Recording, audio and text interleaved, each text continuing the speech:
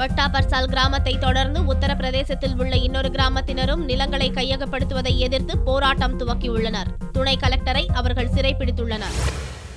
உத்தரப்பிரதேசத்தில் உள்ள பட்டா பர்சோல் கிராம விவசாயிகள் நடத்திய போராட்டத்தில் 4 பேர் பலியாகினர். இந்த பரபரப்பு அடங்குவதற்குள் சந்தவுலி மாவட்டத்தில் உள்ள விவசாயிகள் அரசுக்கு எதிராக போராட்டம் துவக்கியுள்ளனர். துணை நகரம் அமைப்பதற்காக கடேசர் கிராமத்தில் உள்ள 121 ஏக்கர் விவசாய நிலங்களை கையகப்படுத்த வாரணாசி மேம்பாட்டு வாரிய அதிகாரிகள் நடவடிக்கை எடுத்தனர். அதை எதிர்த்து விவசாயிகள் மே 24ஆம் தேதியிலிருந்து தொடர் போராட்டங்களில் ஈடுபட்டு வருகின்றனர்.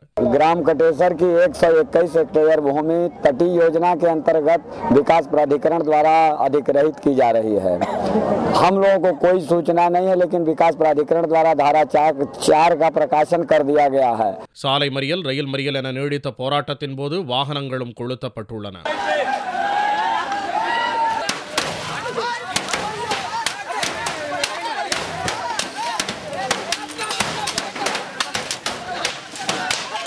நிலைமை விபரீதமானதை தொடர்ந்து விவசாய சங்க பிரதிநிதிகளுடன் துணை கலெக்டர் ராமாஸ்ரே சிங் பேச்சு நடத்தினார். अधिग्रहण का मामला है, किसान अपनी जमीन नहीं देना चाहते हैं।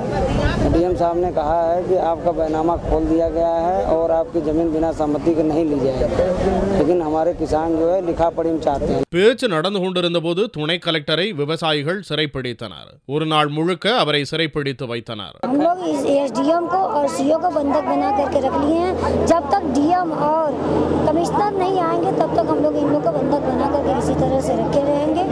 ஆனால் யாரும் சிறைப்பிடிக்கப்படவில்லை என்று அரசு மறுப்பு தெரிவித்துள்ளது. நிலங்களை கையகப்படுத்த மாட்டோம் என்று எழுத்துப்பூர்வமாக அரசு உத்தரவாதம் தரும் வரையில் போராட்டத்தை கைவிட மாட்டோம் என்று விவசாயிகள் அறிவித்துள்ளனர்.